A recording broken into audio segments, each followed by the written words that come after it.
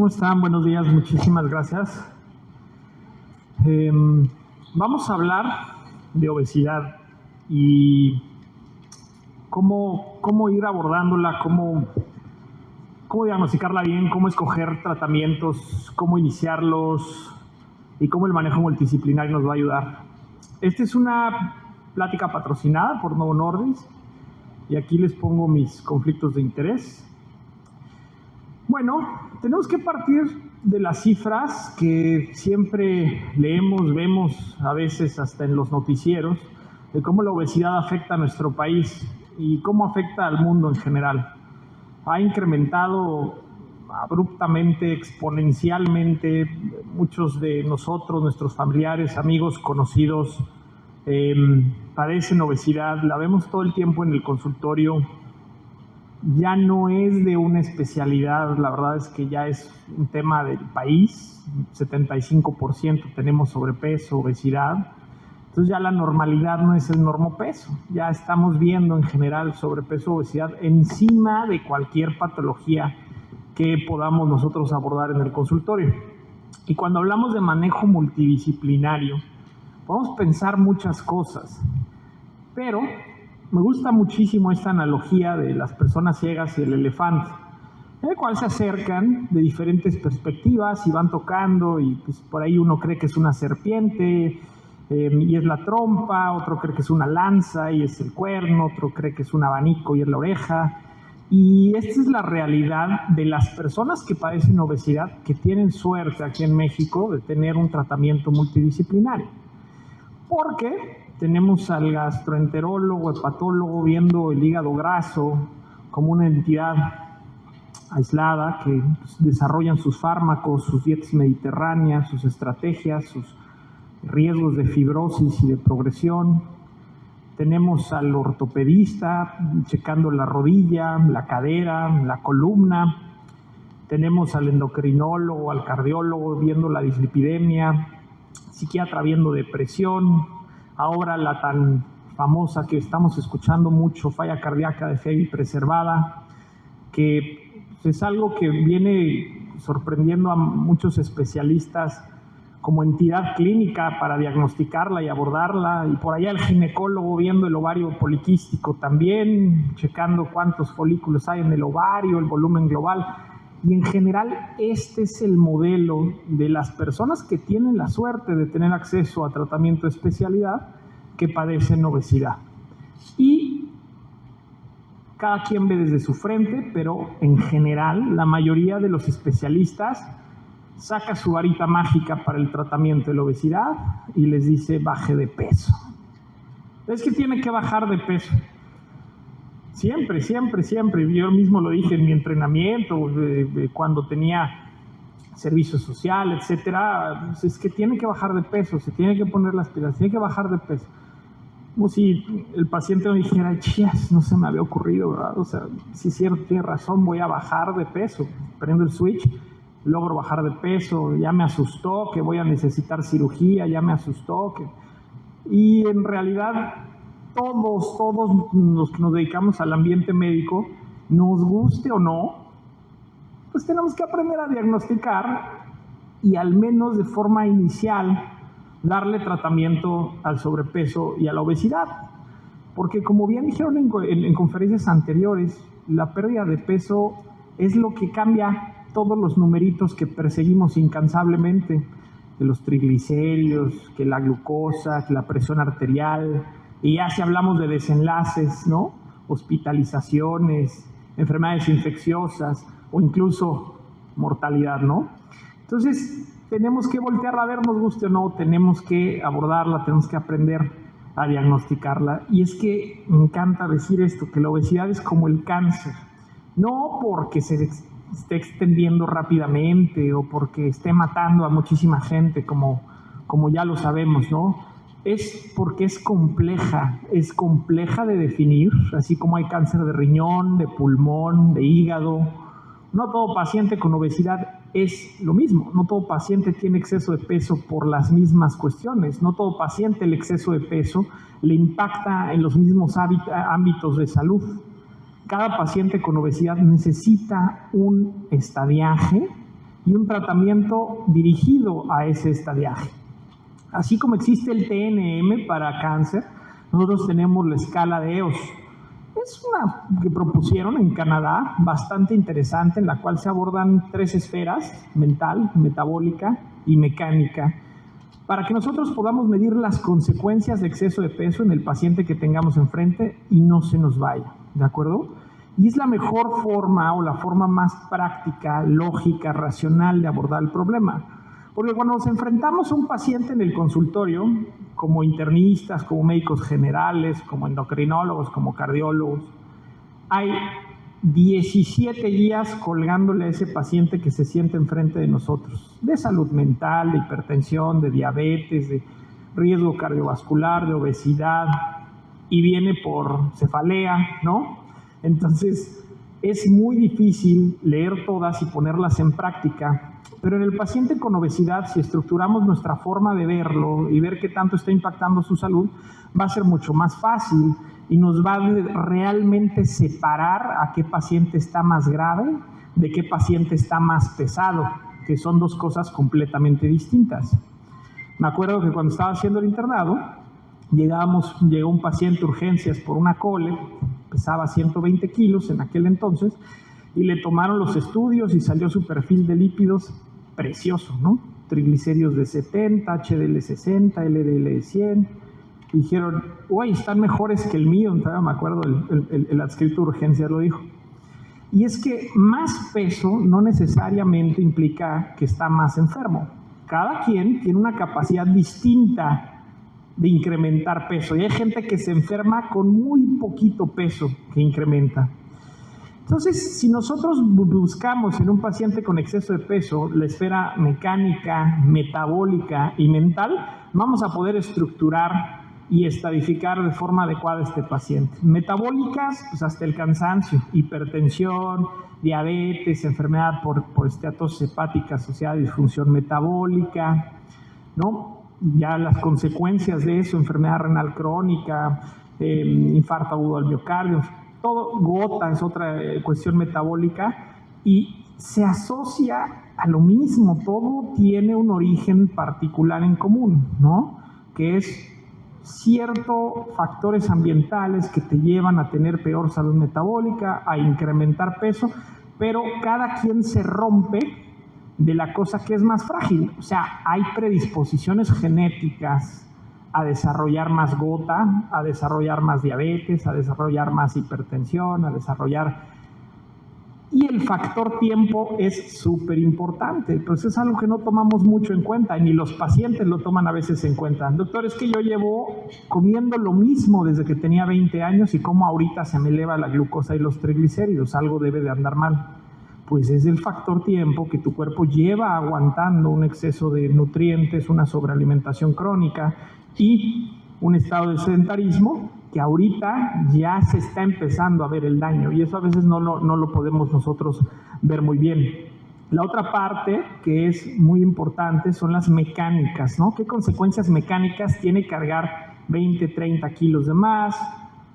Pues es muy fácil, o sea, piensen en alguien que tiene exceso de peso en el tronco, cómo comprime los órganos y pues la presión sale por arriba, reflujo gastroesofágico, sale por abajo, incontinencia urinaria, insuficiencia venosa, mayor riesgo de trombosis venosa profunda, por arriba los pulmones, la garganta, apnea obstructiva del sueño, enfermedades pulmonares restrictivas y también la mental, depresión, ansiedad.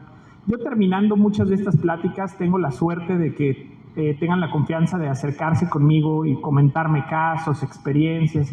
Hay gente que me viene con posturas muy firmes. Doctor, la obesidad es una enfermedad mental. ¿Sí? Sí puede ser. Doctor, la obesidad es una enfermedad ambiental. También, tiene razón. Doctor, la obesidad es una enfermedad inflamatoria.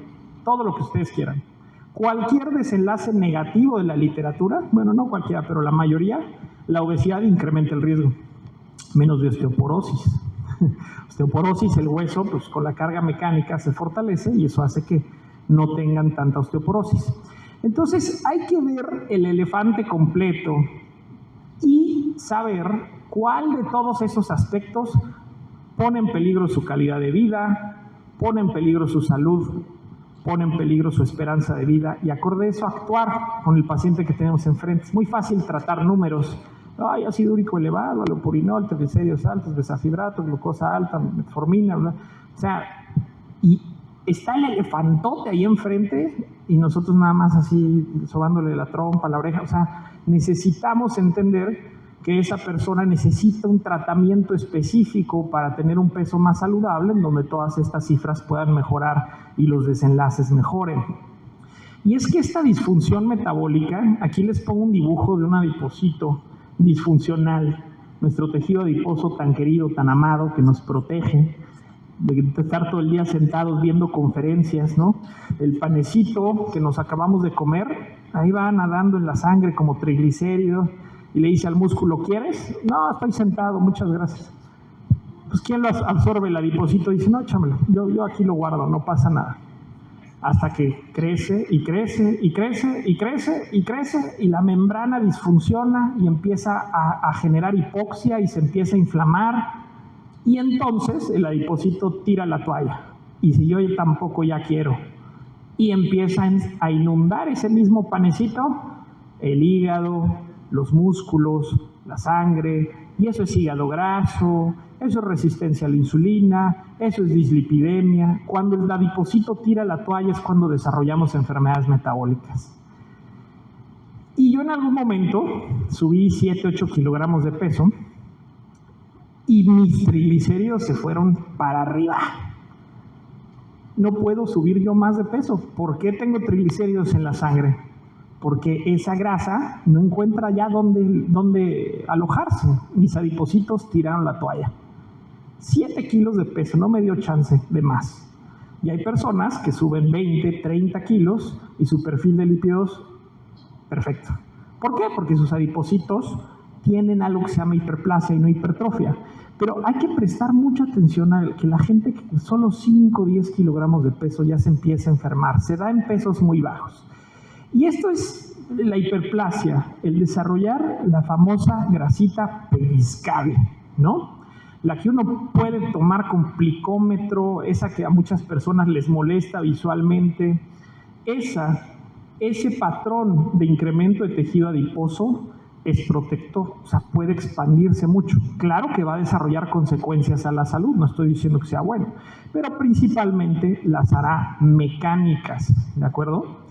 En cambio, la famosa pancita chelera o el patrón de incremento de peso más androgénico, en general los hombres no sabemos expandir nuestro tejido adiposo.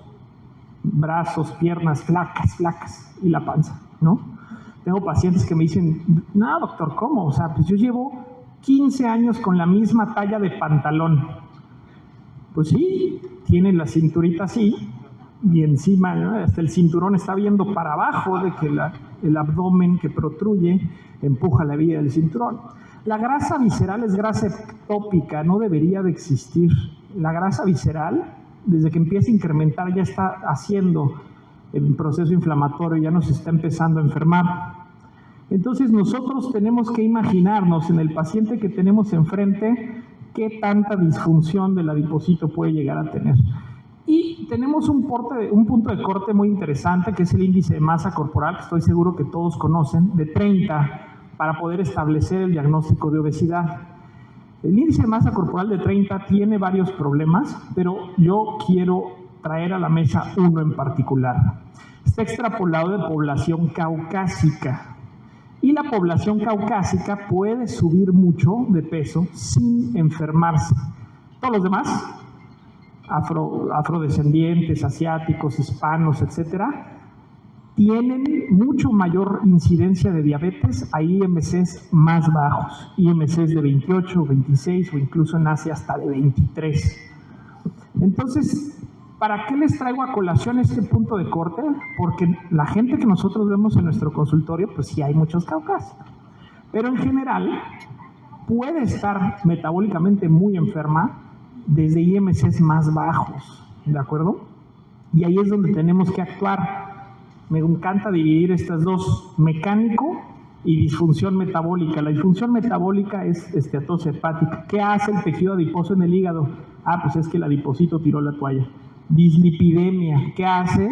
Los triglicéridos, o sea, la grasa en la sangre. Es que el adipocito tiró la toalla.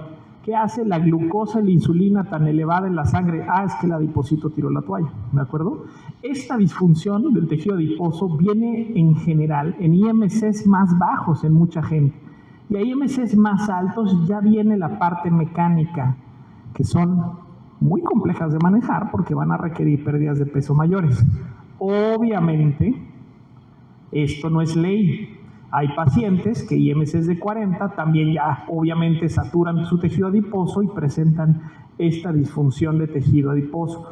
Pero quiero abrir los ojos a que hay muchas personas con IMCs 30, 31, 29, 28, que ya tienen disfunción del tejido adiposo y que bajar de peso les va a traer un beneficio bastante bueno. ¿Y de qué depende que me crezca la cadera, la chaparrera, la llantita, la papada o el abdomen, el tejido adiposo visceral? Muchos polimorfismos genéticos. Tiene mucho que ver también la función de los estrógenos y la función de la testosterona. Las mujeres con síndrome ovario poliquístico que tienen testosterona elevada tienden a acumular más grasa visceral, entonces por eso desarrollan enfermedades metabólicas también, similar al patrón de acumulación en algunos hombres. Y en la menopausia también hay mucha migración de tejido adiposo, que le llamamos, los que estudiamos el tejido adiposo favorable al subcutáneo, ¿no? En piernas, en la parte del abdomen pellizcable, y desfavorable el visceral. Y esa es toda la diferencia del mundo. Claro, les pongo aquí este estudio en donde se calculan la probabilidad de riesgo de padecer enfermedades metabólicas como diabetes, hipertensión, ovario poliquístico, incluso enfermedad coronaria. Vean cómo el IMC y el porcentaje de grasa corporal, si se van a la derecha, quiere decir que incrementan la probabilidad de tener todas estas enfermedades. Pero si nos atrevemos a dividirlo entre adipocitos felices subcutáneos y adipocitos tristes viscerales, es toda la diferencia del mundo. La gente que acumula grasa subcutánea es inversamente el riesgo prácticamente que la gente que lo acumula visceral. Entonces, si yo acumulo grasa visceral, yo soy el que le da diabetes, yo soy el que le da hipertensión, yo soy el que le da ovario poliquístico, yo soy el que tiene enfermedad cardiovascular, versus el que tiene exceso de tejido adiposo subcutáneo, ¿de acuerdo? Entonces es súper importante que prestemos atención a ese detalle, porque vemos gente que no tiene IMCs tan altos, muy enferma también, y las terapias que escogemos para esos pacientes también deben de ir enfocados en una pérdida de peso saludable, porque sus desenlaces van a mejorar significativamente. ¿Cómo lo aterrizamos desde el punto de vista práctico? Tómense un perfil de lípidos, todos. Vean sus triglicéridos. Y si no están tomando alcohol, glucocorticoides, estrógenos o tienen síndrome nefrótico, si tienen los triglicéridos altos, su adipocito ya tiró la toalla. Ya tienen mucha probabilidad de tener grasa visceral, esteatosis hepática y un riesgo metabólico importante. Los triglicéridos son muy importantes. ¿Y qué hacemos? Posfibrato. No. Estamos hablando de depósito ectópico de lípidos, no de solo bajar una cifra. Abordemos ese paciente. ¿Qué más tiene por el exceso de peso? ¿Qué otras consecuencias le trae que su tejido adiposo ya no esté funcionando adecuadamente? Que ya no pueda acomodar el panecito que estaban dando aquí en el receso, ¿no? ¿Qué consecuencias más puede tener? Esta gente con sobrepeso, si ya tienen anomalías metabólicas, 1, 2, 3, su riesgo de desarrollar todos estos eventos que nos platicaron anteriormente incrementa considerablemente entre más anomalías metabólicas. En obesidad se comporta muy similar, pero es importantísimo que prestemos atención a eso. Y por eso las guías de tratamiento de obesidad te dicen: IMC de 27 para arriba con comorbilidad, tienes que bajar de peso a esa paciente, ¿de acuerdo? Y no lo tienes que bajar de peso con masajes reductores ni con cosas de ese tipo. Tenemos que escoger tratamientos que lo hagan de una forma saludable, que mejoren todo lo que estamos observando como consecuencias negativas. Ahora, el consenso europeo te dice que hasta arriba de 25, si tu índice cintura-cadera es arriba de 0.5, ¿de acuerdo? Ese índice de cintura-cadera se ve cuando alguien entra al consultorio. Es el paciente que no ha cambiado de talla. ¿Cómo tiene la cintura? ¿Cómo tiene la cintura? ¿Y la cadera? ¿No? Es grasa visceral prácticamente. Es una forma muy elegante de saber que ese paciente tiene grasa visceral, ¿de acuerdo? Pero desde el IMC arriba de 25 deberíamos de estar pensando en este tipo de cosas. Ahora les estoy hablando como abriendo el panorama hacia personas que no tienen IMCs tan altos, que no entran al consultorio y uno le da la impresión de que tengan un problema asociado a su peso. Si de por sí hoy en día las personas que tienen obesidad, 1.3% recibe un tratamiento farmacológico para ellos. Ahora imagínense las personas que tienen 30 IMC, 31, 28, 27 IMC. Esas personas, pues, la probabilidad de que tengan un tratamiento dirigido para su peso es mucho menor. Y aquí yo les quiero dejar esto de mi experiencia personal, que es ¿cuáles personas con IMC arriba de 27 tenemos que tener los ojos bien abiertos? Los siguientes escenarios clínicos son escenarios en donde se ha demostrado que la lipólisis o la oxidación de lípidos o la capacidad de pérdida de peso está mermada fisiológicamente. Mujeres con síndrome ovario poliquístico, en transición menopáusica o en menopausia, cambia cómo metabolizan los lípidos y la glucosa. Tienden a incrementar más fácil de peso, tienden a bajar menos de peso con cambios de alimentación y ejercicio. Gente que tiene problemas mecánicos, foco rojo. Ese es el círculo vicioso que yo más temo en los pacientes que llegan. El paciente que tiene que hacer cambios de estilo de vida y ya no puede porque su rodilla no aguanta su peso. Ya tiene un bastón, ya salir a caminar, y uno le dice, pues vete a nadar. Bueno, de donde yo vengo, la selva de asfalto de la Ciudad de México, tener acceso a una alberca es muy complicado y la logística detrás de ellas más. Entonces las probabilidades de que estas personas tengan una actividad física que mejore su estado metabólico, que mejore su probabilidad de vivir más y de infartarse menos es muy poca. Y la gente con prediabetes también se encuentra eso. Entonces, cuando vean esto, presten más atención e intenten tomar decisiones sabias al momento de tomar su pluma y su recetario, porque estas personas van a necesitar un poco más de ayuda que otros pacientes que podamos tener. Y lo que es un hecho es que la pérdida de peso nos va a ayudar en todos los aspectos. Disminuye la presión arterial, disminuye el contenido de grasa hepática, mejora la función de la célula beta. Si tenemos un paciente de 20, 25 años de evolución con diabetes que tiene obesidad, la probabilidad de mejorar su función de célula beta es mucho más baja. El daño, el factor tiempo que les platicaba, ya se acumuló.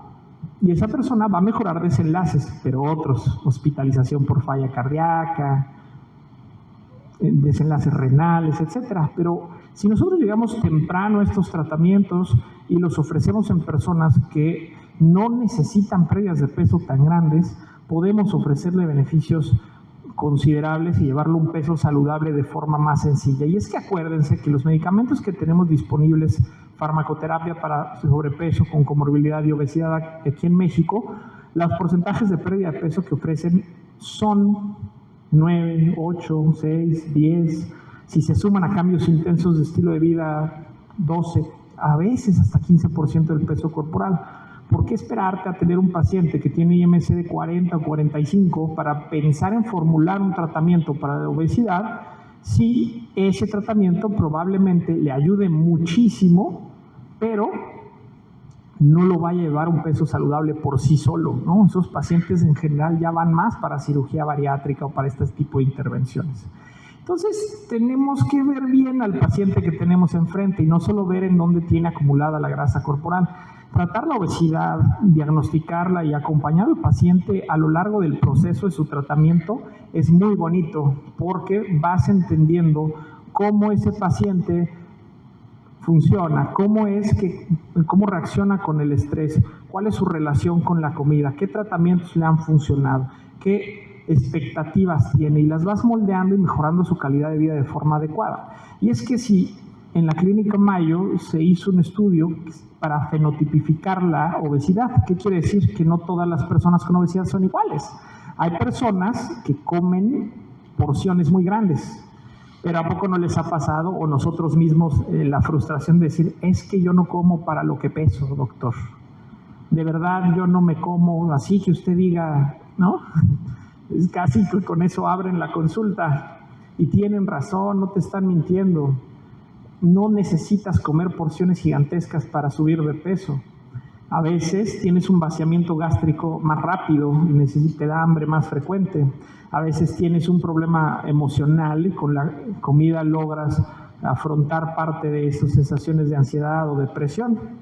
O a veces el gasto metabólico está en el piso y los requerimientos calóricos son tan bajos que chocan con nuestra perspectiva cultural de la comida. Como muy bien nos decían, o sea, siempre que te sientes mal, ya comiste, ¿no? Hasta cuando estás conociendo a alguien que quieres quedar bien, oye, ya comiste, ¿no? Te llevo de comer a la guardia, ¿no? Yo todavía me acuerdo cuando era interno y ahí uno tenía sus amigas y todo eso. Te llevo algo de comer, ¿a qué hora acaba la cirugía, ¿no? O sea, siempre esa parte. Entonces, choca muchísimo nuestra perspectiva de una alimentación normal con los requerimientos calóricos de muchas personas que pasamos todo el día sentados, ¿de acuerdo? Que pedimos por aplicación, que subimos en elevador, que hace tantito frío, ya traemos 10 chamarras encima, ni siquiera podemos generar calor, ¿no? Entonces, ¿para qué queremos las calorías? Bueno, pues aquí les hicieron una prueba ad libitum de buffet, o sea, los pusieron a comer y les contaron las calorías para ver quién comía más o menos la porción. Le hicieron gamagrama de vaciamiento gástrico, muchos cuestionarios para saber si tenían depresión o ansiedad y le hicieron calorimetría para ver cómo estaba su gasto energético. Esto es padrísimo porque te da más información, te ayuda a entender por qué la persona no está bajando o no puede bajar de peso. ¿Qué encontraron? Que hay gente que come 60% más en los buffets, 60% más que otros controles de obesidad. Estamos hablando que alguien puede comer 1000 y otro 1600 kilocalorías si lo dejan, ¿no? Es una diferencia bastante importante, ¿no? Yo soy de estos, pero los fines de semana nada más, ¿no? Sí. Otros tienen puntajes muy altos en los cuestionarios de depresión o ansiedad. Otros tienen vaciamiento gástrico acelerado, de verdad, les da hambre mucho más frecuente que otras personas, y otros tienen el gasto energético mucho más bajo del predicho. Entonces los clasificaron en subtipos. Tú tienes cerebro hambriento, es el del buffet. Tú tienes comer emocional, tú tienes el intestino hambriento, o sea, se vacía muy rápido tu estómago, y tú tienes el gasto energético muy bajo. Les dieron tratamientos farmacológicos personalizados acorde a ese mecanismo fisiopatológico, como lo encontraron. ¿Y qué creen que lograron? Vean, la pérdida de peso a un año de las personas que se les dio el tratamiento habitual, así de, tiene obesidad, le voy a prescribir tal, ¿no? Versus es un cerebro hambriento, es un comer emocional, es prácticamente el doble la pérdida de peso que tuvo con las mismas herramientas, ¿de acuerdo? No fue la última tecnología de las mismas herramientas que tenemos aquí. Si nosotros prestamos un poquito más de atención al paciente y le damos la atención que necesita, es más probable que logremos pérdidas de peso significativas. Ahora, el punto de este estudio no es que a todos les mandemos a hacer gamagramas de vaciamiento gástrico ni calorimetrías, simplemente que prestemos atención, que nos apoyemos de gente que tiene experiencia en salud mental, que tiene experiencia en prescripciones nutricionales, para que en las consultas, no en la primera, tienes que salir con tu diagnóstico magistral. Te vas dando cuenta, porque en la primera consulta el paciente a veces no comenta todo, en la segunda, conforme lo vas conociendo y te dices, él es un cerebro hambriento, se va a poder beneficiar más de esta u otra intervención. Entonces a esto va el abordaje multidisciplinario, no a que uno le reemplace la cadera y la rodilla, y a que otro le mande a hacer fibroscan, y a que otro le dé anticonceptivos porque tiene acné. O sea, va a que conozcamos muy bien cuánto exceso de peso, cuánto daño le está haciendo a su cuerpo, de qué manera lo está demostrando, por qué se dio ese exceso de peso y cómo puedo yo escoger un tratamiento para mitigar todo esto. Se discute en muchos foros científicos mucho con respecto a por qué los agonistas de receptor de GLP-1 bajan la presión arterial. ¿Por qué los agonistas de receptor GLP-1 disminuyen o mejoran el perfil de lípidos? ¿Por qué?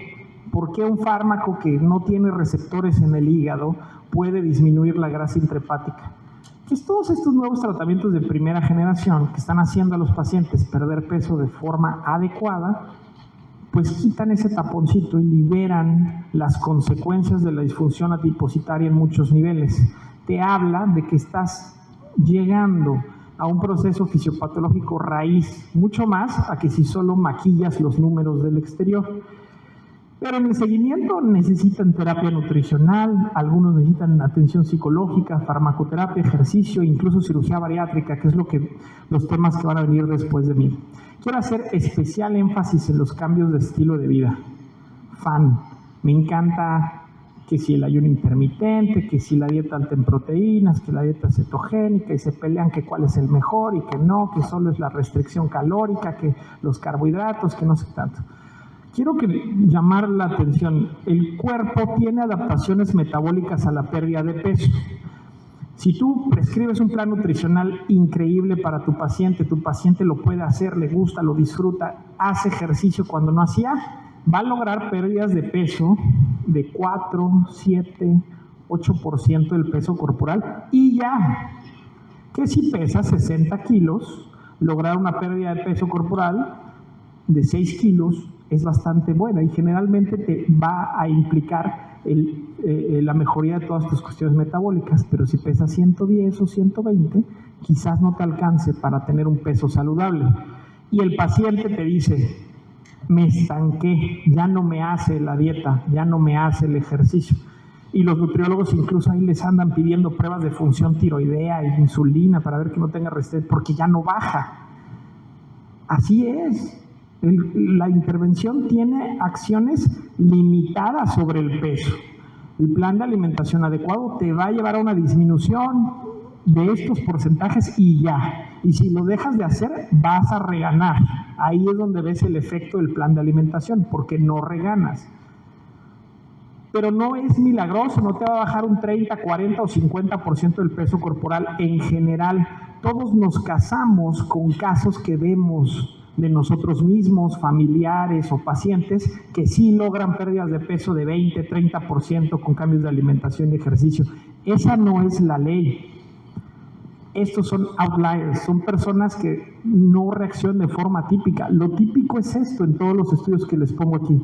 Y si lo seguimos a 5 o 10 años, la pérdida de peso que logran al final es de 2, 1, 5, 2% del peso corporal. Y son intervenciones de reemplazo de alimentos, o sea, unos licuaditos de menos de 800 kilocalorías al día, ¿no? Entonces, quiero que caigamos en cuenta que es súper importante la actividad física y la alimentación, pero que tienen un límite. Y muchas personas el límite que alcanzan no es suficiente para que tengan un mejor control de las consecuencias de su exceso de peso. Si ese límite se puede exprimir más con la fenotipificación de la dieta, también. Si eres cerebro hambriento, te pueden personalizar tu dieta, hacer alimentación restringida en tiempo, etcétera. Te pueden incrementar el consumo de fibra, muchísimos vegetales para lograr esa saciación más temprana y con una dieta hipocalórica, y puedes potenciar la pérdida de peso. Pero tiene un límite. Incluso en esta nueva publicación que acaba de salir del European Heart Journal, te dice que a largo plazo los cambios de estilo de vida te van a mantener menos del 1 o 3% del peso corporal. Y ahí nos estancamos todos, porque es bien cómodo llegar al consultorio y que el paciente te diga, ahora sí me voy a aplicar. Bueno, está bien, cita en tantos meses para que se aplique. ¿Y qué te dice? Es que salí de viaje y por eso subí. O es que tuve mucho trabajo y por eso subí. Por lo que sea, no nos podemos esperar a que el paciente cambie radicalmente lo que se mete a la boca, porque lo que nosotros comemos es algo que viene desde cómo aprendimos a comer de niños, desde con quién nos casamos, desde dónde trabajamos. No esperen ese cambio tan radical en todas las personas. Hay que apoyarlas con tratamiento farmacológico. Los pacientes con obesidad tienen varias vías alteradas del cortisol, de hormonas tiroideas, tienen disminución del efecto incretina, tienen resistencia a la leptina, que es una hormona de saciedad a nivel del sistema nervioso central. Y uno generalmente lo que hace en el consultorio es esto, ¿no? Échale más ganas, aplícate, ahora sí. Hay que apoyarlos mucho más. ¿Qué es donde vienen fármacos que hacen efecto en muchos niveles? A nivel pancreático, los agonistas receptores de GLP-1 mejoran la función de célula beta y disminuyen su apoptosis. A nivel del corazón han demostrado disminución de riesgo cardiovascular. En personas con y sin diabetes, a nivel cerebral, incrementan la saciedad de forma bastante notoria en la mayoría de los pacientes. En el estómago disminuyen el vaciamiento gástrico, que como bien dijeron, no es un efecto adverso, es un mecanismo de acción que los ayuda a limitar el tamaño de la porción. Y en el hígado disminuye la producción de glucosa, disminuye la lipotoxicidad y les ayuda bastante a los pacientes. Y no es una cosa o la otra, o sea, no hay que demilitar el uso de tratamiento farmacológico, porque a veces el mismo paciente dice, deme chance unos meses y si no, sí me lo da, pues sin que fuera castigo. No, o sea, realmente es una herramienta que te va a ayudar a seguir las recomendaciones de alimentación sin tener tanta hambre, sin tener ansiedad por comer.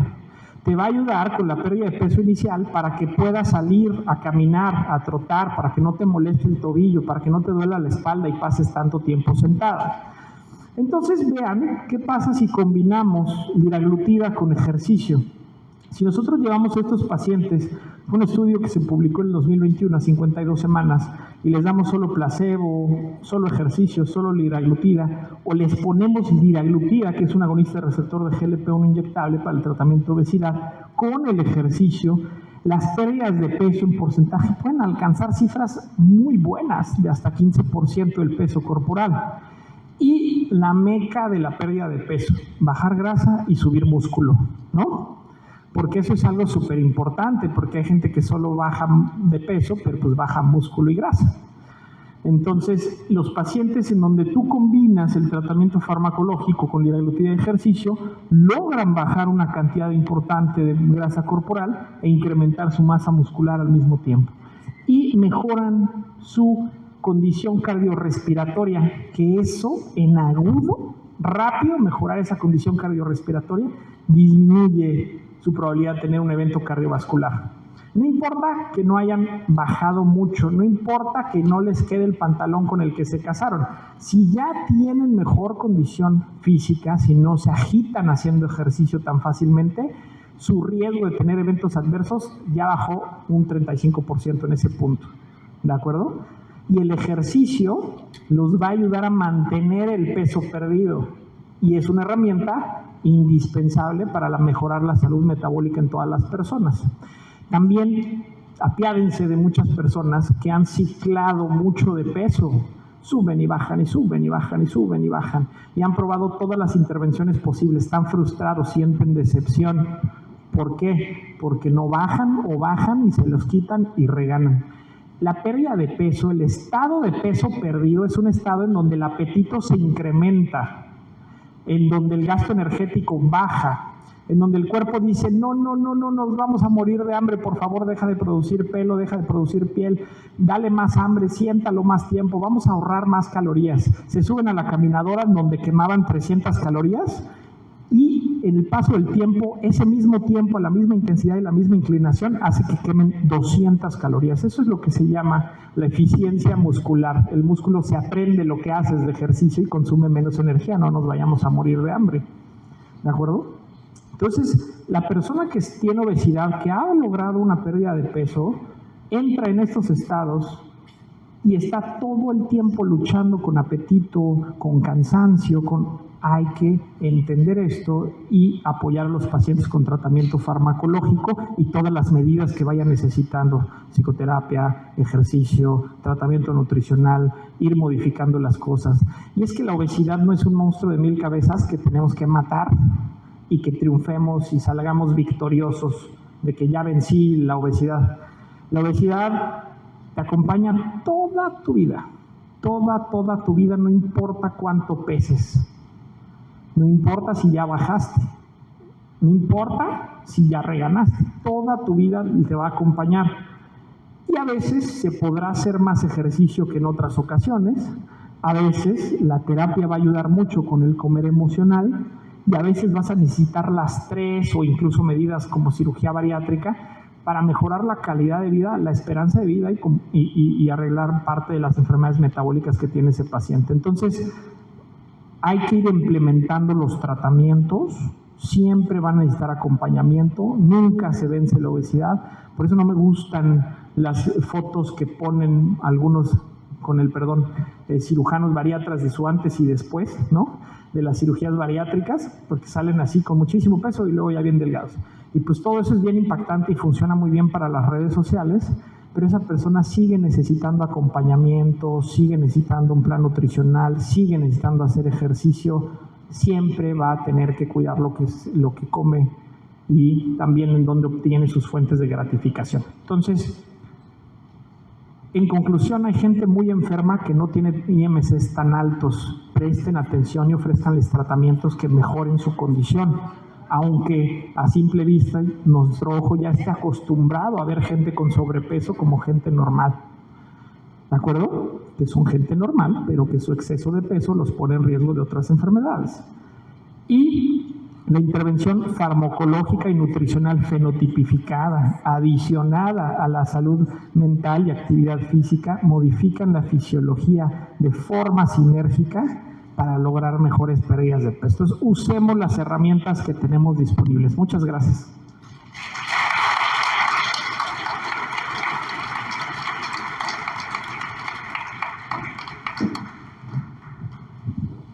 Doctor, de antemano, excelente ponencia. Gracias por compartir con nosotros todos estos conocimientos. Si hay alguna pregunta en la sala, por favor, le hacemos llegar el micrófono en un momento. Oye, pues muy buena, ¿no? Como siempre que te escucho aprendo. Ahora te quiero poner todos escenarios. Escenario 1, ¿no? Prediabetes. Prediabetes demostró lo que tú ya dijiste, en el EPP se demostró que era mejor portarse bien a largo plazo, pero que a la vuelta de pocos meses el esfuerzo, lo que alcanzaba se iba, entonces necesitabas un fármaco. ¿Cómo cambia tu estrategia para prevenir diabetes, asumiendo que es metformina, cuando tienes obesidad? Es decir, obesidad en prediabetes, ¿cambiaría tu primera estrategia farmacológica, entendiendo prediabetes como un estado temprano? Y la segunda, ¿en qué contexto de dificultad para mantener a una persona en metas de presión arterial sana metes ya algo farmacológico, asumiendo que las guías que tú pusiste consideran apnea obstructiva del sueño como una forma secundaria de hipertensión, ¿no? Muchas gracias, y creo que ese es un tema que abordamos desde el principio. Nos gusta dar metformina cuando vemos la glucosa un poquito arriba de 100 en primera instancia, y luego hay gente que hasta que resistencia a la insulina y tenga su metformina, ¿no? Si tienen obesidad, el tratamiento farmacológico para obesidad, un agonista receptor de GLP-1, liraglutida específicamente, va a lograr una pérdida de peso y va a mejorar aparte la grasa hepática, y te va a disminuir el riesgo de desarrollar diabetes 79%, cosa que la metformina no logra. La metformina te logra un 34, 36%, si no me equivoco. Entonces, por supuesto que si yo trato la obesidad y entiendo que esa glucosa alterada en ayunas es un reflejo de la disfunción adipositaria y escojo un medicamento que tenga un mejor potencial para la disminución de peso, voy a disminuir todavía más el riesgo de que esa diabetes progrese, de esa prediabetes progrese. Entonces, sí es abismal el cambio. Y esto no solo es válido para liraglutida, o sea, también existen desde el orlistat, disminuyen los riesgos de progresión de prediabetes a diabetes. O sea, si tú entiendes por qué esa glucosa está alterada en ayunas, si te hace sentido que tenga la glucosa alterada en ayunas con sus triglicéridos, su grasa visceral, entonces tratar desde el punto de vista de obesidad adipocéntrico, me encanta, te va a resolver la mayoría de los problemas de salud que tiene esa persona. Y pues desde que tengan hipertensión arterial, ese paciente, si tiene obesidad, ya con eso, bueno, ni siquiera necesitan tener hipertensión arterial. O sea, con IMC de 30 le puedes dar. Pero si tiene arriba de 27 y tiene hipertensión arterial, desde ahí debes de iniciar tu tratamiento farmacológico, aunque no sea una diabetes de difícil control. Y claro, hay que ver dónde acumula la grasa del paciente. A veces simplemente se presenta al consultorio, les abrimos la boca para ver su faringe, lo que sea, y se ve qué nivel de compresión faríngea tiene el tejido adiposo que acumula, aunque tenga los bracitos y las piernas delgadas, ¿de acuerdo? Entonces, desde luego que la apnea obstructiva del sueño es parte de la fisiopatología de por qué una persona con hipertensión, con obesidad desarrolla hipertensión. Pero pues hay que diagnosticarla, hay que verla primero, no solo pues tratar los números. Pero desde que tú puedes diagnosticar hipertensión si tiene IMC arriba de 27, van a tener un beneficio con el tratamiento para la pérdida de peso. Gracias. ¿Alguna otra pregunta? Un momento.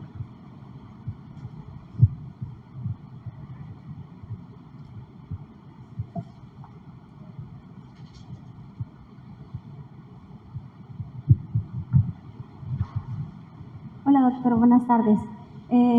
Nosotras las mujeres tenemos algo en contra, sobre todo todas nosotras que ya estamos en los 50, que es el climaterio y la menopausia. Tengo pacientes que han tenido una muy buena pérdida de peso, pero llegan a esta etapa y lo primero que te dicen: hago 2 horas diarias de ejercicio, cuido mi alimentación,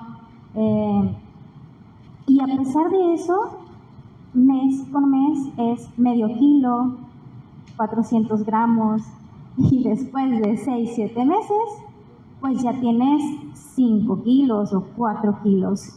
Y bueno, como dice usted, y ya lo comprendí, que llega un momento en donde nos estancamos, ¿no? Con la dieta, con el ejercicio, y tenemos que echar mano del tratamiento farmacológico. Pero todas aquellas que estamos en esta etapa del síndrome climatérico, la menopausia, en donde, y es muy marcado, te dicen: es que no subí tanto de la cintura, sino me salió un gordito ahí abajo, ¿no? O sea, ahí la grasita en la parte baja del abdomen. Pero tal vez no tienen, yo tengo pacientes con control de peso, pero pacientes con un IMC de 26 que no tienen comorbilidades, pero sí es muy frustrante que pacientes que habían bajado mucho y que tenían una talla menos, ahora tienen una talla más, a pesar de todos los cuidados. De las dos enálogos, ¿cuál recomienda usted en pacientes así, en donde no es tanto el sobrepeso, que están en esta etapa de la vida, el inyectable o el oral? ¿El qué, perdón? Lo último no. O sea, sí, los orales o el inyectable. Ok. Bueno, partiendo de una cuestión, en esta transición de la menopausia hay una redistribución del tejido adiposo. Entonces, mucho se va al abdomen, la grasa que podían tener a nivel glúteo femoral, etcétera. Y eso es lo que a muchas mujeres les genera pues sobresalto, es decir, ya no me cierra el pantalón. A mí me lo han dicho así literalmente, y cito un paciente: yo nunca había sido panzona, doctor, ¿no? O sea, me salió panza. Y es eso, el cambio de la redistribución de la grasa corporal no lo mejora nada, ni el tratamiento hormonal, nada. O sea, un desenlace así en particular que digan migra menos la grasa corporal a la parte del abdomen, no hay una intervención en particular que lo mejore, ¿no? Más que la liposucción, ¿va? Pero bueno, eso ya es otro tema por completo. Si no tienen IMCs arriba de 27 y otra comorbilidad agregada, no se les debe dar un tratamiento farmacológico. O sea, no me confundan, yo puse ahí esas personas porque esos pacientes van a tener mucho mayor dificultad. pero deben de pertenecer a una persona que tiene un IMC arriba de 27 y que ese IMC arriba de 27 pone en riesgo su salud, porque los agonistas de receptor de GLP-1 no son medicamentos cosméticos, son medicamentos que ayudan a llegar a un peso más saludable, y a veces un peso saludable estéticamente no es tan placentero para muchas personas, pero nosotros estamos ahí para cuidar su salud, y eso hay que explicarle. En este escritorio yo velo por tu salud. Si no te gusta esa llantita, pero no tienes una indicación de tratamiento farmacológico, no se lo das. Ahora, hay que explicarle muy bien al paciente qué va a pasar en estos años y que esas pérdidas de peso de medio kilo al mes son oro puro. A veces hasta mantener su peso y no subir es un hallazgo importante, y hay que cambiar el chip, que no están haciendo ejercicio para bajar, que están manteniendo su masa ósea, que están disminuyendo su probabilidad de tener eventos cardiovasculares, que van a incrementar su masa muscular o van a disminuir la pérdida de masa muscular asociada a esa etapa, porque si solo lo hacen por la báscula, lo van a dejar de hacer y entonces sí se van a subir. Ahora, el oral, semaglutida oral, es para diabetes, punto. Semaglutida oral no es para obesidad, no el que tenemos en México. Están trabajando en estudios con otras presentaciones a dosis mucho más altas, pero todavía no están aprobadas. Entonces, semaglutida oral es para diabetes. Gracias. Sí.